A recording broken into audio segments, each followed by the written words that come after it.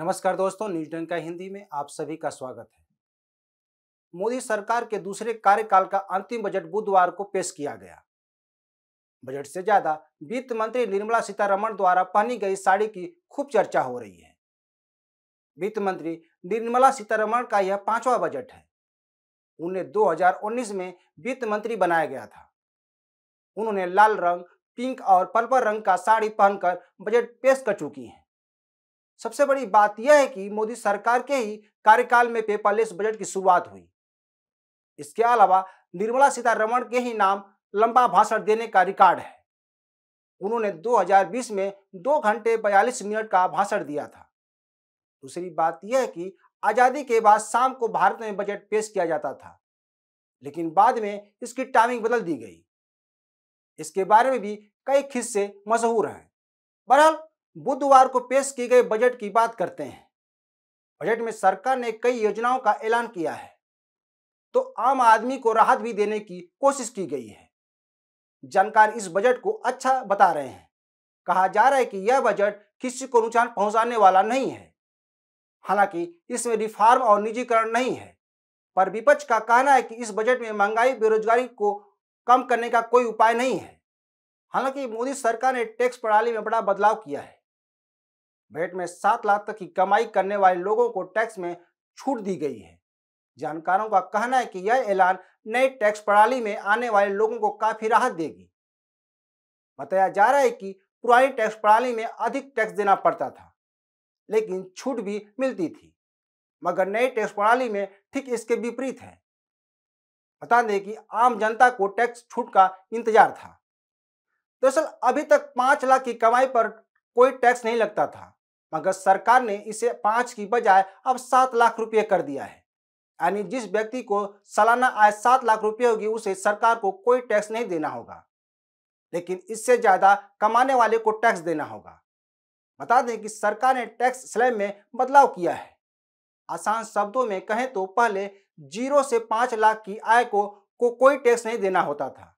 अब सरकार ने 0 से 9 लाख तक के टैक्स स्लैब को 3 टुकड़ों में बांट दिया है। सरकार के नए स्लैब के अनुसार 7 लाख रुपए की सैलरी पाने वाले लोगों को इसका बेनिफिट मिलेगा। हालांकि इसका फायदा उठाने के लिए नए स्लैब का ऑप्शन चुनना होगा। अब बात करते हैं क्या सस्ता हुआ क्या महंगा हुआ।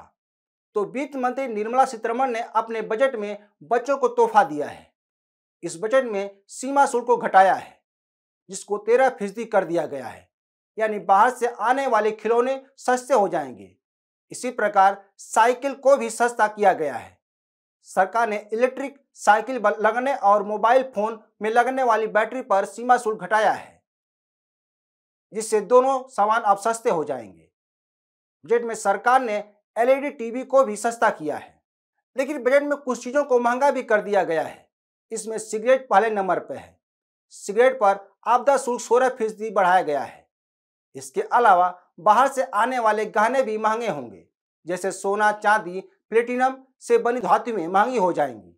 महंगे होने वाले सामान में पीतल, बाहर से आने वाले आभूषण और कपड़े आदि शामिल हैं। शराब, छाता और हीरा भी महंगा होगा। अपने भाषण में वित्त मंत्री ने कहा कि भारतीय अर्थव्यवस्था को दुनिया ने चमकता हुआ सितारा कहा है। दुनिया भर में भारत का कद बढ़ा है। भारत की अर्थव्यवस्था सही दिशा में चल रही है। इस दौरान वित्त मंत्री ने कृषि क्षेत्र के भी कई ऐलान किए। उन्होंने कहा कि कृषि से जुड़े स्टार्टअप को प्राथमिकता दी जाएगी। इसके लिए कृषि त्वरक कोष का भी गठन किया जाएगा। युवा कारोबारियों को मौका दिया जाएगा। वित्त मंत्री ने बताया कि मोटे अनाज के उत्पादन को बढ़ाने के लिए सिर्फ अन्य योजना की शुरुआत की गई है। वित्त मंत्री ने कहा कि मोटे अनाज के उत्पादन को बढ़ाने के प्रयास किए जाएंगे। इसके लिए मिलेट संस्थान गठन किया जाएगा। बताया जा रहा है कि मोटे अनाज 2016 और 17 से इसकी खपत में कमी आने की वजह से मोटे अनाजों की खेती में कमी दर्ज की गई है। इसमें बाजरा, ज्वार, सांभा आदि मोटे अनाज की श्रेणी में आते हैं। मोटे अनाज में विटामिन, फाइबर और खनिज की मात्रा अधिक पाई जाती है। इस बजट पर पीएम मोदी ने कहा कि यह बजट सभी के लिए है। यह बजट वंचितों की वृद्धा और आम जनता का सपना पूरा करेगा।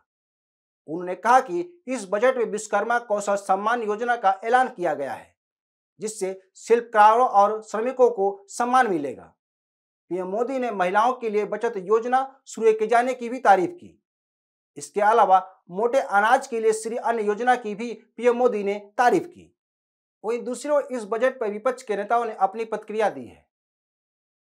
बसपा की मुखिया मायावती ने कहा कि केवल वादा और योजना की झड़ी लगाई गई है, महंगाई और बेरोजगारी पर कोई ठोस पहल नहीं की गई है।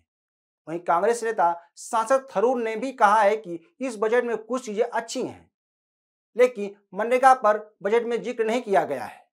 तो दोस्तों, आज के लिए बस इतना ही। इस वीडियो को शेयर, लाइक और कमेंट जरूर करें।